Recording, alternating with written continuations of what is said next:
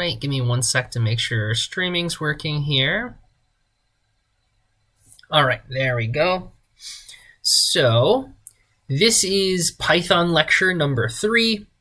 And in fact, in this lecture, it's not just a Python lecture. We're going to be talking about the software Praat. And that's because you need to use Praat to measure your performance for your first project in the class, your vowel plot project. So remember, we talked about in the lecture slides what formants are. They are the parts of a complex sound wave that are strongest, essentially. So if you break down a complex sound wave into the simple waves it's made out of, we talked about how that's this kind of complicated mathematical process, right? We're not going to do that by hand. We're going to use this special software that linguists often use that does that part of the computational work for us. So here I have a page open that gives you instructions for downloading Praat on Windows. I'm not going to walk through these instructions because they're pretty well written, and because a lot of you, I'm sure, don't have Windows. You've got Mac or Linux or something like that. In the instructions for your project, it links you to all of the different installation instructions that you might need. So if you have any problems installing Praat on your computer, definitely let me know. But we're not going to go over that here just because you've kind of got resources you can go to already for that. So assuming that you've got Praat installed on your computer, you follow these instructions, everything worked, what Praat is going to look like is this right here. You might also have a extra window here kind of pop up. You don't actually have to do anything with that window though. You can close out of it and ignore it. This is the window we're going to be doing our work in Praat. And I know this looks kind of old-fashioned. It is pretty old software, but it gets the job done for us, and it does it, I think, in a more simple way than doing something like directly in Python would be. It's also, like I said, it's something real linguists use all the time, and so we want to, be doing things like linguists do things in this class because it's a linguistics class. So the first thing you're going to do to create a recording in Praat is go up here to where it says New. This gives you all sorts of things you can create, but what we need for your vowel plot project is to just record mono sound. Don't have to worry about any of those other options. You'll click that, and it's going to bring up this window now. Praat loves making new windows. So this window is going to allow you to record. The meter here is going to show you while you're recording what the amplitude of the sound is. Everything else is kind of not something you need to worry about. So I would just go with mono here. If you know the difference between mono and stereo, you can choose stereo if you really want to, but for this project, mono is totally fine. Sampling frequency, again, if you're like a big audio person, you know what this stuff is, you can pick your own settings if you'd like, but for our project, you're not going to need to change it from the default. This is a name you're going to give to this recording. And just because you give it a name here doesn't mean you actually save it. I'm going to tell you in a second how to save it. You're going to use this button down here after you have a recording. And that's going to be a tricky part of this process, so make sure you pay attention to that. For this, I'm just going to call this vowel recording. When you're ready to record your vowels, so for the project, there's actually like a list. You'll need to fill in some words on your own. Some words are already going to be given to you, and you just need to read those words slowly with some pauses in between them. So when you're ready to do that and you're working on the project, you're just going to click record, and you're going to have the vowel or the words you're reading right there in front of you, and you would do it like this. Beat, bead, bed, bait, bought, boat. And then you click stop when the recording's done. You guys have like 30 words to read, so it's going to go a little longer than mine just did. And I'm not actually sure if all those words are even on the list, but just as an example, the important thing to take away from what I just did is to slowly go through each word and make sure you leave a little bit of silence in between each one. We'll see in a second why that's helpful. But now we've got a recording. We've named it vowel recording there. This shows you how long the recording is. The most important thing to do now is to make sure you push one of these two buttons. If you click close or you click the X up here before you save to list, your recording is going to be lost. So make sure you save it or save to list and close. So since I clicked both of those buttons, it gave me 2 copies of my recording. Anything you do in Praat is going to be stored right here under where it says objects. So I don't need both of these. There's a remove button down here. I can just delete one of them. So now I've got my vowel recording. The next thing I'm going to do is I'm going to annotate this recording. And this isn't like strictly speaking necessary, but it's gonna, well, that's not true. I ask you in the project to submit your annotation. So it is strictly speaking necessary for you. If you were just on your own, figuring out vowel formants for fun, this wouldn't be strictly necessary. For the project, it is going to be. So the next step here, we've got a recording there under where it says objects. We're going to click our recording, and then we're going to come over here to this button, annotate. So you'll click annotate, and you're going to click to text grid. This essentially is going to let us pull up the sound wave for our sound file. And underneath that, we're going to have a little grid that we can write text onto to say, okay, hey, this part of the sound wave is this vowel. This part of the sound wave is this other vowel, and so on. So here where it says all tier names, you're going to want to get rid of all these default values and just put vowels. Where it says which of these are point tiers, you're going to want to just delete everything and leave that blank. Then you'll click OK. Now we've got our recording and we've got our annotation for the recording, our little place where we're going to be able to type things that go along with our sound wave.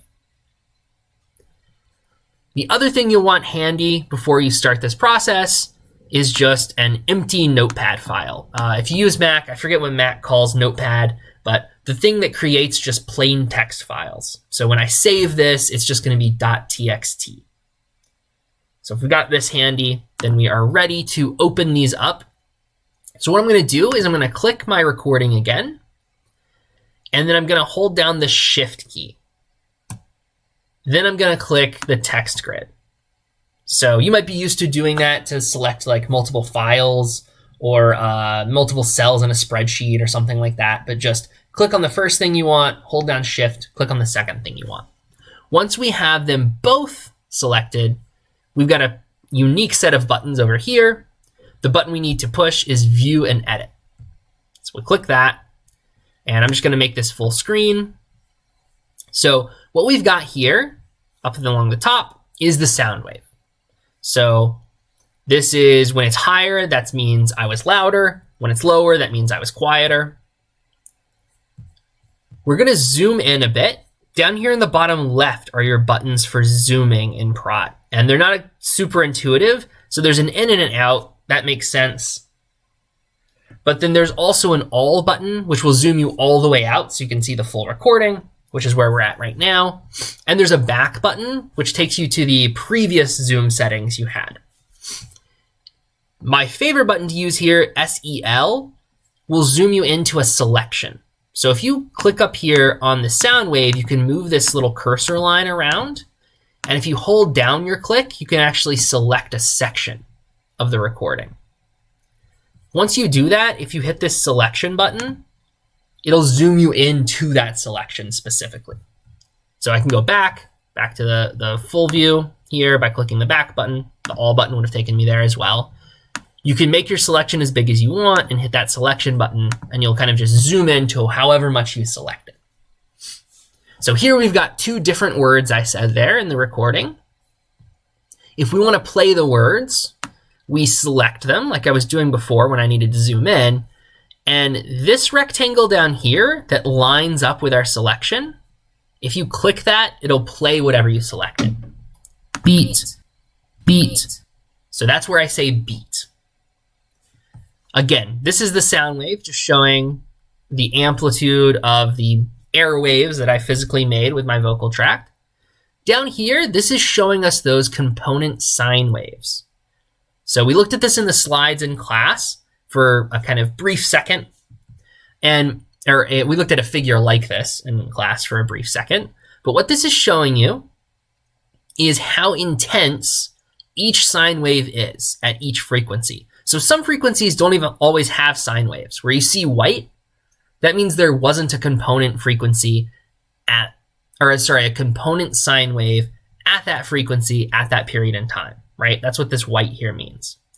If you see gray, there was a kind of weak component sine wave at that frequency at that point in time. And these dark bands are going to be our formants. Those are our stronger component sine waves. This darkness up here, that's not in a vowel. The project just deals with vowels because consonants get a lot more confusing. So we don't have to deal with consonants.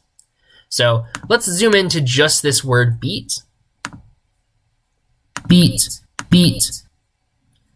So remember, you play it by just clicking the rectangle that lines up with your selection.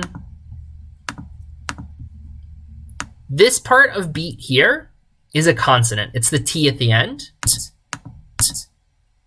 And you can tell that by playing it. You can also see that there's kind of a visual difference there, right? But I'm not expecting you all to be able to just look at sound waves and tell what's happening. So my advice would be to zoom into a word and play different little parts of it until you find the vowel. Beat, beat.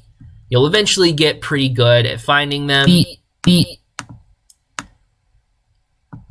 Beat, beat. And don't worry if it sounds like there's still a consonant on the beginning or the end. Beat, beat. As long as you're trying to kind of just select what looks visually like one kind of chunk in the word here in our sound wave, don't worry if it sounds like there's a little bit of a B here at the beginning or a little bit of a T here at the end, because we're going to measure the formants at the very middle of the vowel anyway. So there might be pieces of your B here or pieces of your T here. That's okay. We're going to go here in the middle to measure our formants. So I'm clicking in the middle of the vowel right now. I can tell that because my cursor line is there in the middle. Before we do that, let's mark the edges of what seem to be our vowels. So again, it's not a big deal if you've got a little bit of some consonants in there, but we'll put the word I said right there. Beat, beat. This is that text grid that we created when we said annotate to text grid. So you can see here it says vowels. That's the label we chose for our text grid. And we're going to put the word beat here for roughly whatever range that vowel's happening in. Again, don't get too caught up on the exact start point and the exact end point of those vowels. I'm not going to grade you on perfectly annotating your sound wave. All I'm going to grade you on is whether you have a text grid like this that matches up to an audio file, to show that you did learn how to add those text grids in and put them roughly in the right spot. So, beat, beat. We've got our vowel now here selected and annotated. If you didn't see how I did the annotation, I actually should probably focus on that a bit more. Let me delete these annotations and go over that in some more detail. So at the beginning of my vowel, I'm going to add a barrier here, and I'm going to click this dot to do that. So that puts one barrier in. Come over here to the end of my vowel, hit this here, and that's going to create another barrier, or I guess boundary is the word you would use. So I've got boundaries now at the start and end of my vowel, and now I can click between those boundaries and type out what word I'm doing. So that's how I did that. To delete one of these boundaries, you would go up here to boundary and click remove. So that would remove that. All right, now we're ready to measure the formants on our vowel. So again, the reason why it doesn't matter a ton where exactly you put the beginning and end of this section here you're creating is we're just going to go to the middle of that section. So click roughly in the middle of that. Then go up here to formant. Get first formant. Oops, sorry.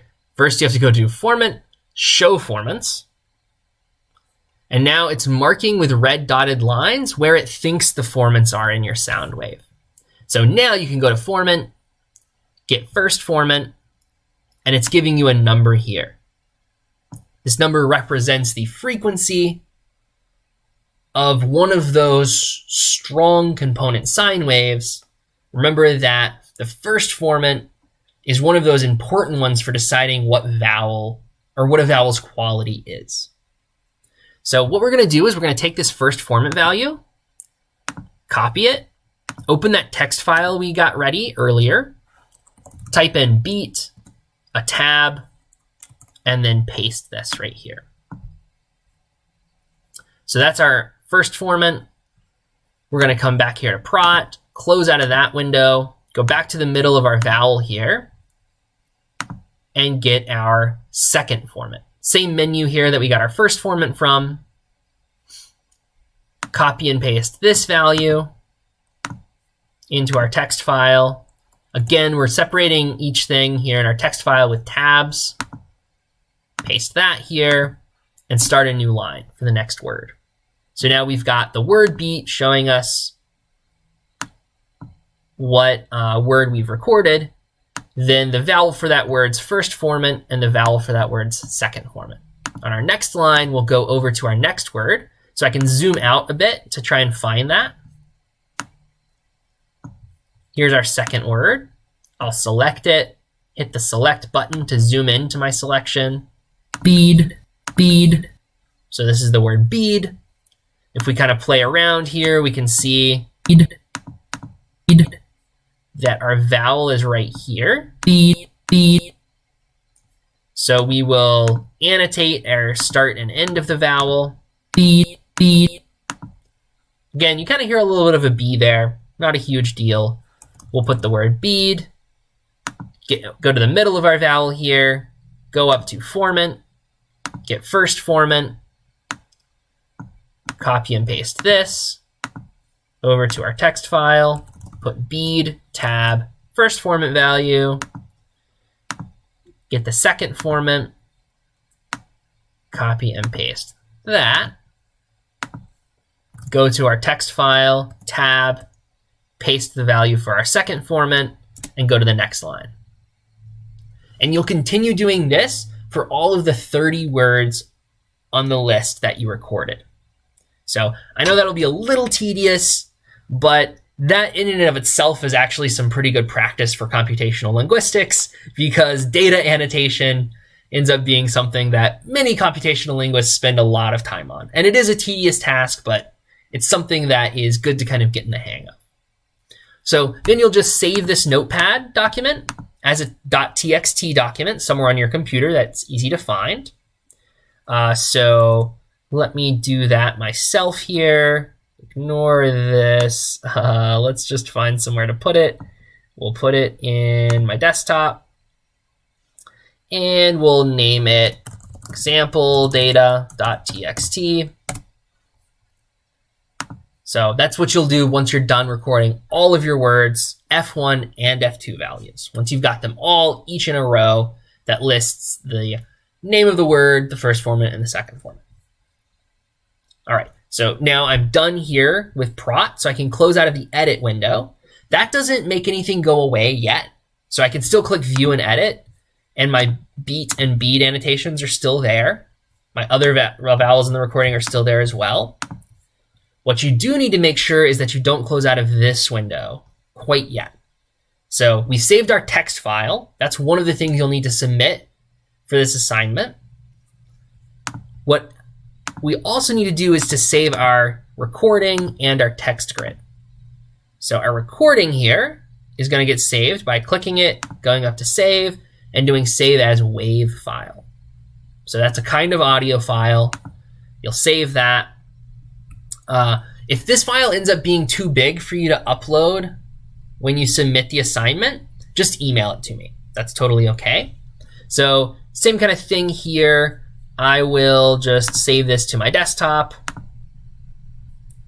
Then I click on my text grid. I say save, and I do save as text file. By default, this is going to save it as a .textgrid file. It's totally okay with me if you submit it online as that when you submit the assignment, but it might make Moodle or Blackboard mad when you're doing that. So just be aware, if that ends up being the case, you can change it to .txt here at the end of the file name. And if that doesn't work, don't get frustrated. Don't spend a lot of time on it. If you have any file submission issues, just email me the file and I can deal with it by hand. All right, so saving that. Now that both of those are saved, I can now close out of this, and you can see it warns you. So it says you have objects in your list. That's this right here. Are you sure you want to quit Praat? So you got to make sure you save both of those before you quit Praat. Heed this warning. But I have saved them both, so I can click OK. So now that I've got my data created, right, those formant measurements, the next step is to put those into a Google Drive folder. So if you're a full-time UMass student, UMass gives you a free Google Drive folder. At least they have historically done that. If you aren't and you don't have one of these yet, it's free to get. Just create a Gmail account and go to drive.google.com. And it essentially gives you just a remote place where you can save files. This is important because remember, we're using Google Colab to run our Python programs. And the easiest way to interact with data files in Google Colab is if you have them saved to a Google Drive. So here I'm at my Google Drive, and inside my drive, I've created a folder called compling class. You don't have to create a folder specifically for this stuff. I just like to keep things organized in my Google Drive. I've got a lot in there, as you can see by all of these storage warnings. So I've got this folder compling class, and in it, I've got some data. So I'm not actually going to show you how to plot that exact vowel data in Python because I want you to figure that out a little bit as you're doing the project. So I've got a different data file here. I'm going to show you what it looks like. This data file has 3 columns, just like your vowel data does. One of the columns tells you an articulator. One of them tells you how much that articulator is activated when making a particular sound.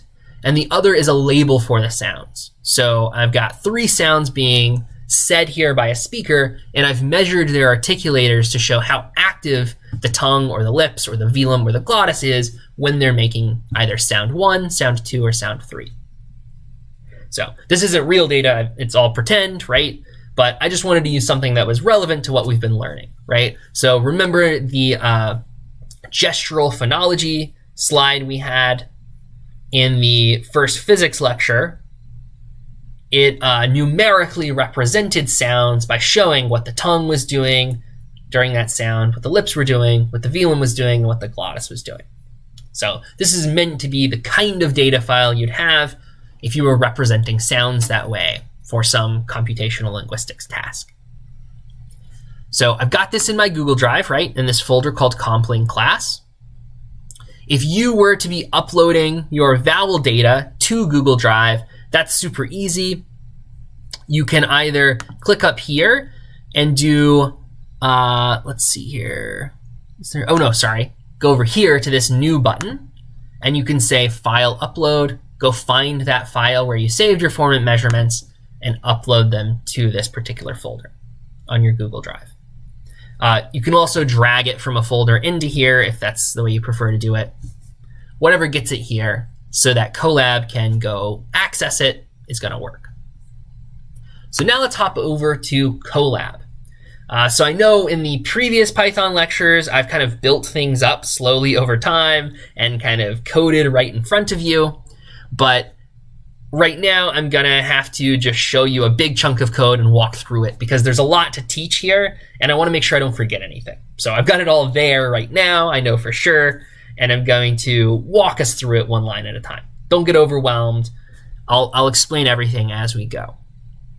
Before I start that, though, since I am recording these live, let me go just kind of make sure things are recording correctly here. Okay, good. Seems like they are.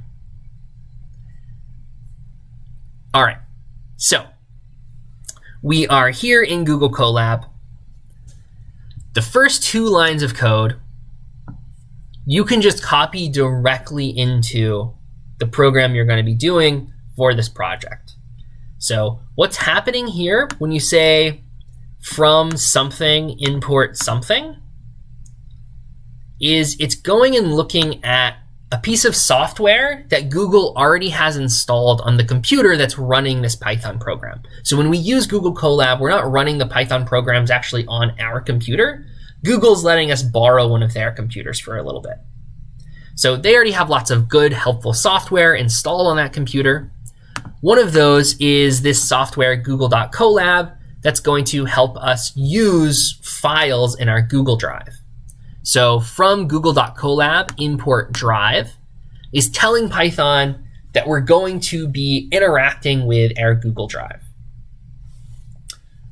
From matplotlib.pyplot is using a different piece of software that's installed on this computer that Google's like lending to us. And what that's going to do is help us make plots. So the kind of final end product you're going to be creating in this lab is a plot of your personal vowel formants. And so to help us with that from this software, we're going to import some tools. So we're going to import this tool that builds a scatter plot for us, this one that builds a legend for us, this one that actually just shows the plot, and then a tool to make a title for our plot, and 2 tools to label our X and Y axis. So again, this you don't have to necessarily even totally understand. We're going to talk a lot more about using software like this in our code later on in the semester. Right now, I would just copy this word for word into the top of your code and make sure you get all the capitalization right. So I don't have any capital letters here. And if I had any capital letters in there, it wouldn't work. It would cause errors for Python. So this is what the beginning of your code should look like for sure. This bit should also be in there for sure. So what this is going to do is it's going to take this tool that we got from this software that's installed called Drive that lets us interact with our Google Drive, and it's going to do what's called mounting our Google Drive.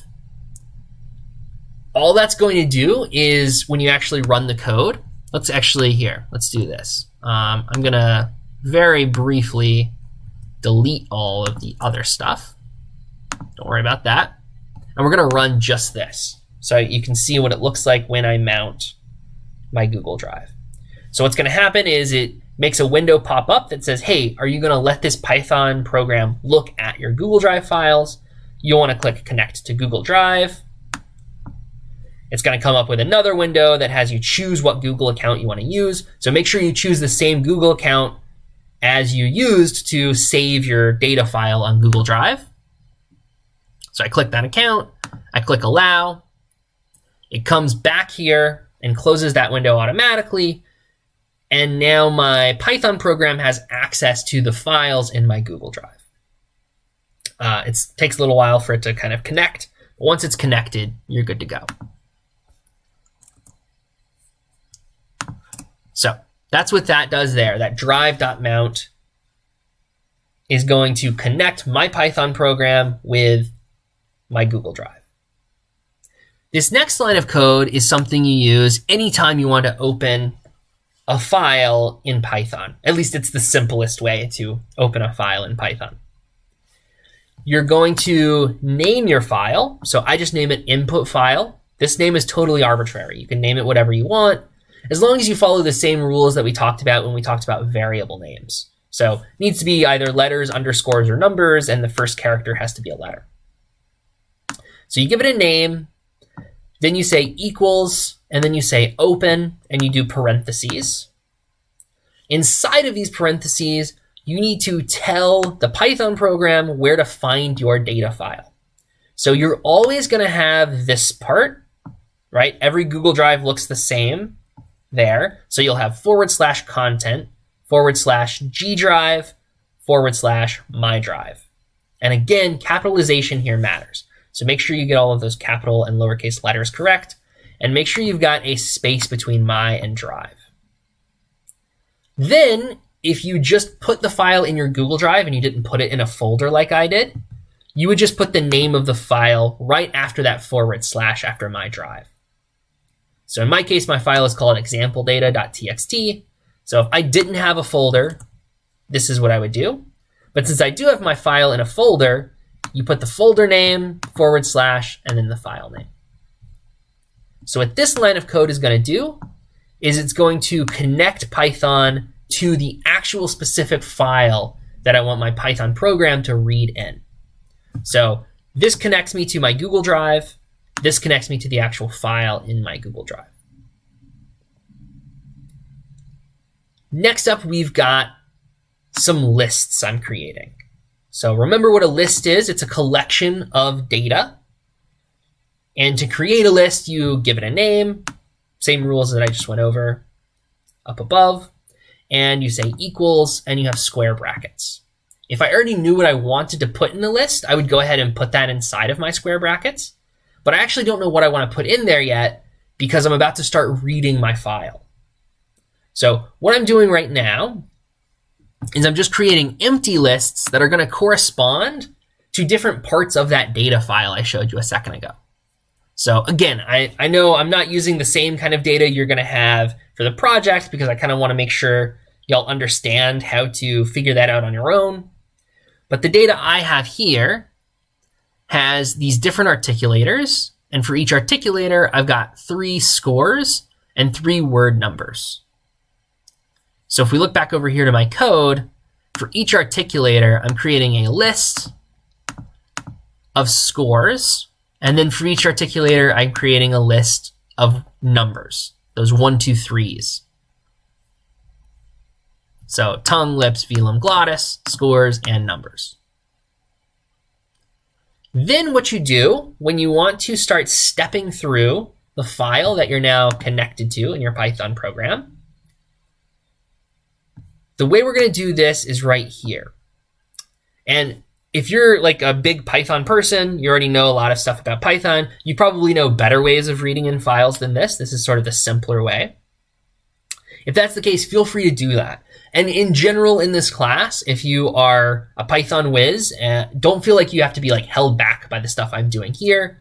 What I'm trying to do in the Python lectures is give a nice simple way to do everything that only uses stuff we've talked about so far in class or stuff I'm like carefully introducing here, right? So if you know how to do more in Python, if you can write this more efficiently or anything like that, feel free to do that for the projects. What I'm doing here though, is I'm going to start reading in our file. Remember I named it input file here. We're going to start reading it in line by line. To do that, we're going to use a for loop. So we've learned about for loops already, right? We know that you put a list here on the right side of the word in. You put a variable name here after the word for. And what it's going to do is it's going to walk through each part of that list, each element in the list, one at a time in order, and temporarily save them in this variable. So when we use this .readLines syntax, what it's going to do is create a list of lines that are present in this file. So it's going to break up our file line by line. So this line will be an element in our list. This line will be an element in our list. This line will be an element in our list. And we'll just walk through line by line with our for loop. Each time we'll save the line in this variable line. Then the next thing you do typically when you're reading in a data file like this is we're going to take our line and we're going to run this rstrip function on it. What this does is it's just going to take off any extra material at the end. So you can't actually see any extra material here at the end, but just because of the nature of the way computers kind of save files like this, there's a little bit of extra content there that you don't need and don't want. So we're going to run this rstrip to make sure none of that extra stuff that's normally invisible is hanging around. Then we're going to do .split. What this does is it converts strings into either a list, if we had a single variable name here to the left of our equal sign, or to individual multiple pieces. So it's literally splitting up this line. And the thing you do in between your parentheses here is you tell it what you want to split on. So if this was a file that separated pieces of data with commas, we'd put a comma in these quotation marks. In our data files, we're going to separate the pieces of data by tabs, right? So remember, I typed in the name of the word, tab, first formant, tab, second formant. This works the same way. So I've got the name of the articulator, tab, the score, tab, the number. So I'm going to split on tabs. The way you do that is \T for tab. So what this is going to do is, since we have 3 things separated by tabs on that line, I can put 3 variable names to the left of my equal sign. So the first part of our line is going to be the articulator. The second part is the gesture score. The third part is the word number. Just like I've got here, articulator, score, number. It's going to split that line up and save each of these pieces into the appropriate variables here. Then I'm going to check to see what my articulator is. So if my articulator is equal to tongue, right? This is an if statement like we went over in past Python lectures. If that's true, if it's true that articulator equals tongue, then I'm going to add our score to tongue scores. And I'm going to add our word num to tongue nums, right? Tongue numbers, tongue scores. If the articulator equals velum, I'm going to add in the score to velum scores and the number to velum numbers. If our articulator equals lips, same thing. Add the score into the lips scores, the word number into the lip numbers. And glottis, same thing here, right? So that's why I made these separate lists for each articulator and the 2 kinds of data we've got for each articulator, because I wanted to store all that information somewhere I could go back and get it later in a structured way. So this for loop is going to walk through every line in our file, split that line along the tabs, and then save that data in the appropriate list. Once the for loop is done, once it's gone through every line in our file, then we want to run this piece of code here, which is going to close that file for us. So you just put the name of your file. Remember, I called mine input file, .close with parentheses. So the 2 things we're doing with that file after we create it up here are we do .readlines and we do .close. Now we've got our data in these lists. It's saved in our Python program, ready to use. So we're going to start plotting it. So remember up here, we told Python that we were going to use this pre-installed software to help us with our plotting. And the tools we're going to use are scatter, legend, show, xlabel, ylabel, and title. So down here, we're going to use all of those. Scatter is going to create scatter plot points. And it takes a set of x coordinates and a set of y coordinates. So the x coordinates and y coordinates I'm using are those word numbers and the gesture scores for each articulator. What you'll want to use is the first formant and the second formant. Those will be your x and y coordinates. Here I've got a label showing that this is the tongue articulator, and then a marker showing what I want the points in my scatter plot to look like. So these points are just going to be dots. So I put a lowercase o here to show that the marker should be dots. So I do the scatter tool for the tongue numbers and scores with the tongue label.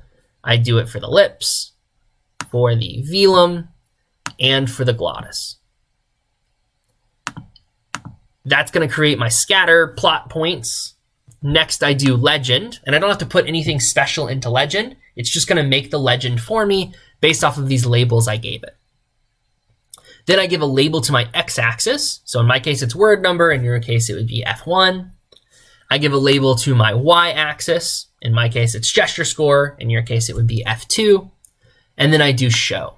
So when I run this code, that show is going to create a plot for us. And that plot has those points we need. Because I ran different scatter functions for each of those different pieces of data, it's giving me different colors automatically. I don't have to worry about that. So in place of my articulators, you'll have vowel labels in your file. That'll show what vowel you're saying for each of those F1 and F2 measurements. And in the instructions for the project, it goes into the detail about what your data file should look like and stuff like that. So you'll have vowels here that are color-coded in the way that I have articulators that are color-coded. Don't worry about where the legend shows up. By default, it's going to show up wherever in your plot has the least amount of data. This plot has the data kind of scattered all around equally, so it puts it in a kind of bad place. But for your vowel measurements, there should be plenty of empty space for it to kind of shove the legend. And I'm not grading it either way on where your legend ends up, so don't worry about that. But this is what you need to do the project. I know this is a lot kind of to throw at you all at once if you're new to programming. That's why I tried to kind of more slowly step through things in the other Python lectures to get you to a place where this hopefully isn't super overwhelming. But my recommendation is to give yourself plenty of time to do this programming step. Even though your program is going to look very similar to what I just walked through, there are going to be some differences, and it's probably going to take you a second to kind of walk through those and fix those if you're new to programming. If you run into any problems that you just can't solve, spend some time trying to figure them out, maybe Google around a bit to try and figure them out. If that doesn't help, no worries, just email me. I'm not going to begrudge you that at all. I totally understand that anytime you're programming, sometimes the complexity just gets to a point where it's helpful to have someone else look at your code. And that's my job. My job is to look at it for you. So that is the third Python lecture. Again, this one was a big one, I know. We had Praat and Python. If you have any problems with any steps along the way there for your project, please let me know and give yourself plenty of time to run into problems, because that could definitely happen. All right, I will